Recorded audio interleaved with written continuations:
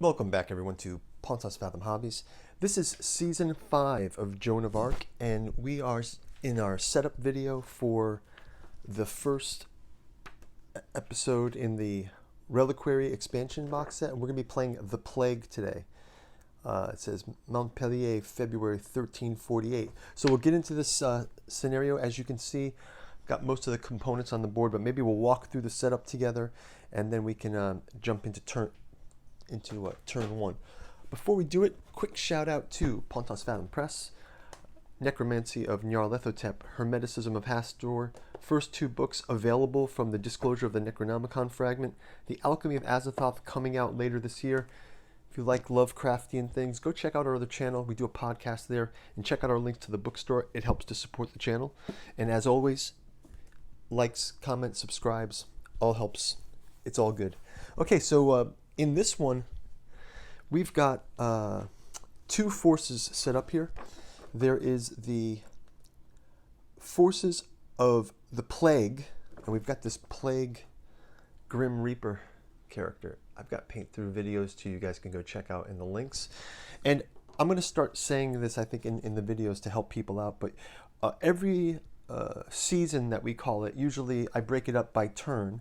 So there's usually always a playlist. So if you ever want to go back and watch, any of the prior seasons, go check out the playlist link. I might start adding that link at the end of the videos and in the description to make it easier for people, because I do it in multiple turns.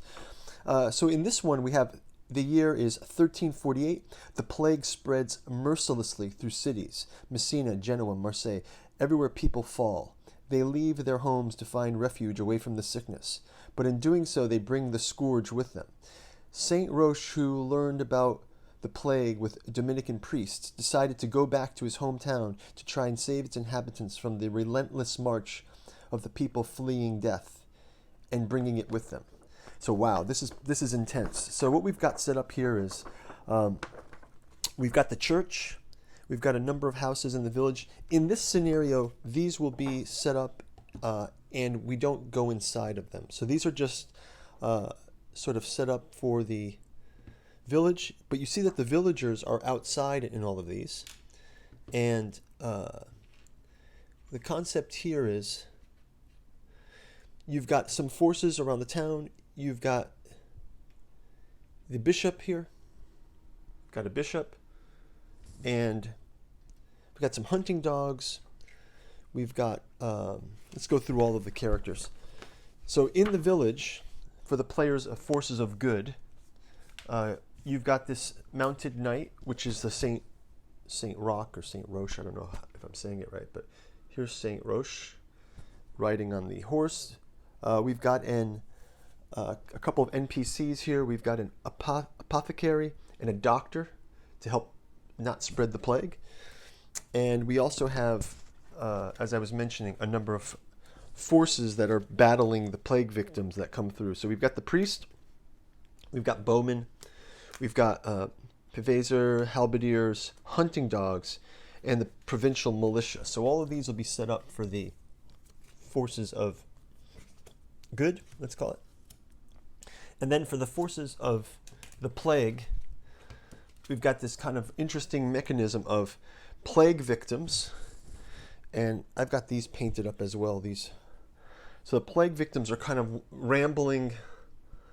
shambling through the countryside. They've got these bells on their neck, and they can come.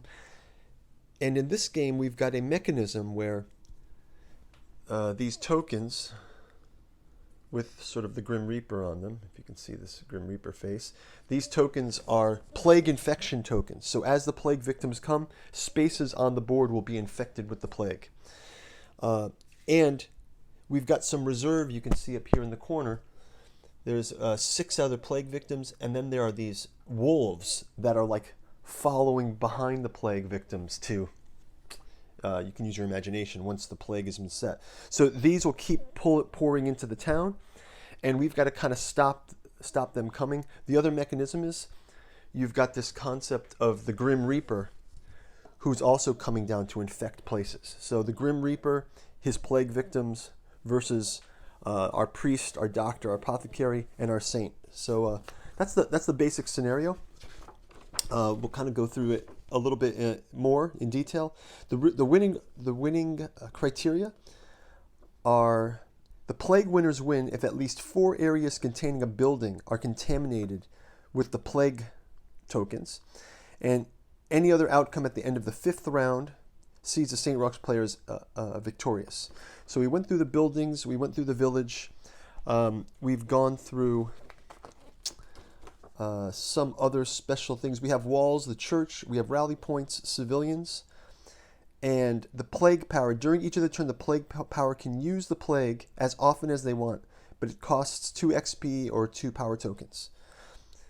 And the doctor can cleanse with the fumes. So he's kind of, the doctor is sort of walking around with his anti-plague smoker that he will go and cleanse. There's also the priest can banish the Grim Reaper. So if the priest is beside the Grim Reaper in a space as he comes down and lands into different areas, the priest can try to banish him. And then the saint can assign shield results when obtained through a block bank results ordered by units with the plague skill.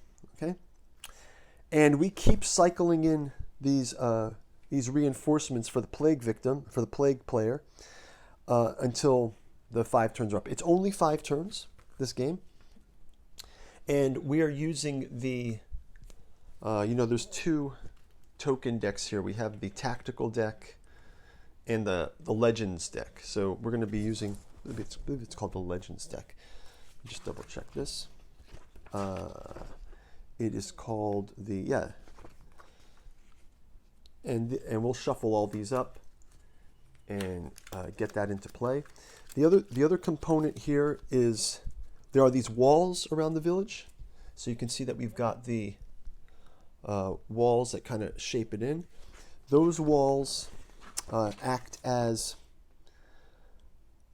they cannot move through the wall. So the plague victims can only go through the spaces, like this space, this space, this space, something like this, right? So these are blocking this whole path from this way. So as we bring in the plague victims, that's how they will land. I believe there's rallying points. Let's see what the rally points are. All areas containing a building and no plague token serve as the rally points for the forces of light. So we'll just kind of put this rally point here just to sort of indicate that. Any of these buildings can be the rally point. And then for the plague victims, all allied areas serve as rally points for the plague player. So any place that the plague player has taken over can become a rally point for more plague victims to come through. So like I believe that we would maybe say, like we'll just to say starting out here and here, or let's say in theory here and here would be like a rally point, and then this would be the entry point for like a spawn point. We spawn more enemies in. You've got some great pictures here of the plague bearers, which I kind of used for the artwork, and then also the Grim Reaper.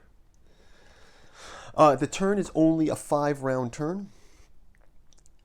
And so then there's 3 plague powers here. The plague powers for the plague bearers say that when plague bearer units suffer a kill result, they are sent to the infirmary. While in the infirmary, all death results suffered by plague bearer units are treated as disrupted results. So it's always disruption. And the Great Reaper, the Grim Reaper, once per round, at the cost of an action, the Grim Reaper may deploy a unit from the player's reserve area. He can only do this once per turn. So each turn he gets to deploy units. And we start with the, when we're deploying, we have to use up the plague victims first. These are plague victims. And then we can go on to the wolves that are sort of coming in and ravaging after the plague victims have sort of spread their infection. Okay, there's a couple other features here. We've got a well in this spot. I believe there's a rule about this well that says